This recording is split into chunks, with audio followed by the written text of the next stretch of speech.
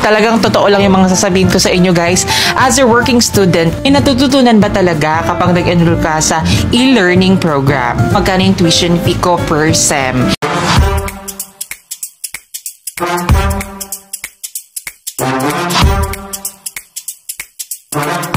Hello everyone, it's Megan Kel and welcome back to my channel. So it's been a while since I made a vlog, and for today's video guys ay i-update ko lang naman kayo sa aking e-learning journey dito sa aking school, which is ICCT Colleges. So I am currently in my second year and second trimester. So if you guys are curious and interested, then please do keep on watching. But before that, if you haven't subscribed yet to my channel, please make sure to click the subscribe button below and also the bell button for you guys to be notified every time I upload a video. So if you guys are ready, let's get started. Guys, I am second year and currently talagang nakaka-stress. Ito talagang totoo lang yung mga sasabihin ko sa inyo guys.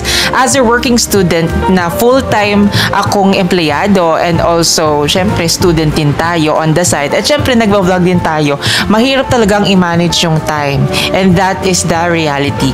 Pero dahil nga e-learning ito, and sa lahat ng mga nag-PM sa akin kung kamusta naman ba yung e-learning, so ito na nga guys. Ang aking advantages or nakikita kong advantages when you enroll in e-learning program is that marami kang time or kaya mong gawin yung mga lessons or activities mo or pag-aralin yung mga modules mo in any time of the day. So kahit after mong mag-work, pwede kang mag-aral, pwede ka rin mag-aral before ka mag-work. And ako nga in my case, dahil sobrang busy ko, ay nag-aaral na nga ako sa jeep.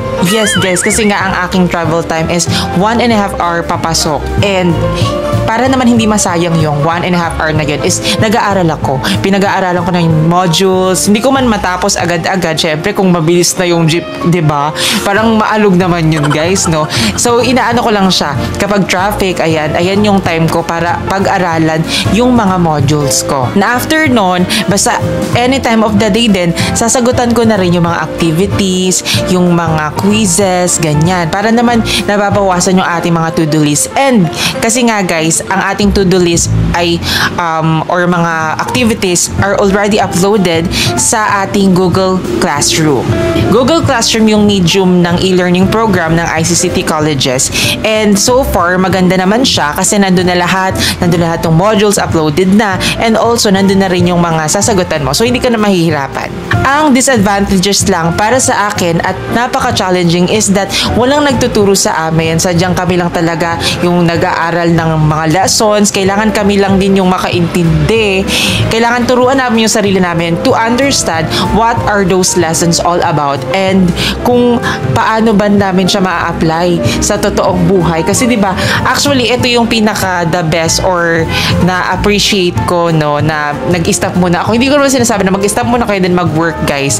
Ang na-appreciate ko lang and na-realize ko lang guys is nung nagtatrabaho ako tas nag-aaral na ngayon, dahil nga 5 years ako nag-work, no, nakakapagod din pala mag-work guys. Pero ayan, kahit papano, diba, dahil sales siya and related naman sa course ko, which is marketing management, yung tinitake kong course ngayon, is somehow kapag pinag-aaralan ko yung lesson, let's say for example yung marketing management naming subject, kapag pinag-aaralan ko yun, parang nai-imagine ko or na-visualize ko na rin yung kung ano yung pinag-uusapan doon, kung ano nga ba yung, kung tungkol saan nga ba yung mga topic na yun. So maganda rin siya na i-assess nyo sa sarili nyo kung ano ba yung mga interest nyo sa buhay bago kayo kumuha ng mga courses na yan. Kasi malay nyo, hindi naman pala para sa inyo, edi sayang lang, mag-ship kayo guys. So, ayun lang yung mga advice ko sa mga incoming na mga college student dyan, or sa mga late na or nag-stop kayo, gusto nyong bumalik, diba?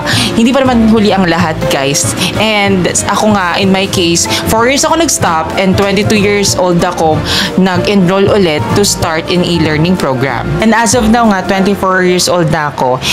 Kaya, ayun, second year na rin ako. Isang semester na lang guys is third year na ako. And yun, malapit na. Ano lang talaga, tiyaga-tiyaga lang. Actually guys, sa mga nagtatanong, may natututunan ba talaga kapag nag-enroll ka sa e-learning program? And ang sagot ko dyan is, syempre, nakadepende naman yan palagi sa mga estudyante. Sa face-to-face, depende rin naman yan kung may matututunan ka. Kung ikaw mismo sa sarili mo is ina-absorb mo talaga yung mga lessons nyo sa school, 'di ba?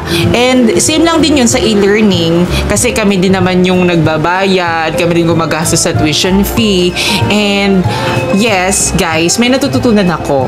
Kasi guys, ano talaga, ayokong graduate ako sa e-learning nang walang natututunan. Hindi porket nag-e-learning ako is yun, parang shortcut siya. Actually, hindi siya shortcut. Mas mahirap nga yung e-learning and very challenging. Pero kahit ganun guys, is tiyaga-tiyaga lang talaga. So sa lahat ng mga gustong mag-enroll dyan sa ICCT, ngayon kasi guys is nagbago na sila. 26 years old and above na yung ina-accept nila for e-learning. Hindi katulad dati na 22 years old is ina-accept nila ako. Siguro kasi dumami na rin kami. This is their second year anniversary kasi simula nung nag-start sila ng e-learning program, and sa sobrang daming gusto mag-enroll, nagkaroon na sila siguro ng age gap or age requirement, kaya 26 years old and above yung kailangan na mag-enroll. Sa lahat din ng mga nagtatanong kung paano nga ba yung pagbabayad, ganyan, magkano yung tuition fee. So dito muna tayo sa kung magkano yung tuition fee ko per sem. So ang aking tuition fee is 6 to 7,000 per sem. So nahati siya, pwede siyang installment, pwede din siyang full payment. Kapag full payment, syempre, hindi masyadong malaking babayaran mo. Siguro 5,000 plus or 6,000 lang. Pero kapag nag-installment ka, is syempre, aabot yan ng 7,000. Pero yung installment is convenient para sa atin ng mga nagtatrabaho kasi binabayaran natin siya kinsenas katapusan. So, parang pagkasahod mo, tatapat lang din siya sa sahod nyo, guys. And hindi kayo mahihirapan na magbayad ng inyong mga tuition fees. So, paano nga ba magbayad ng mga tuition fees? Ano nga ba yung mga mode of payments? Actually, guys, pwede yan ng GCash or yung mga e-wallets natin, PayMaya also, and pwede rin tayo sa mga M. Luwilier, Cebuana Luwilier.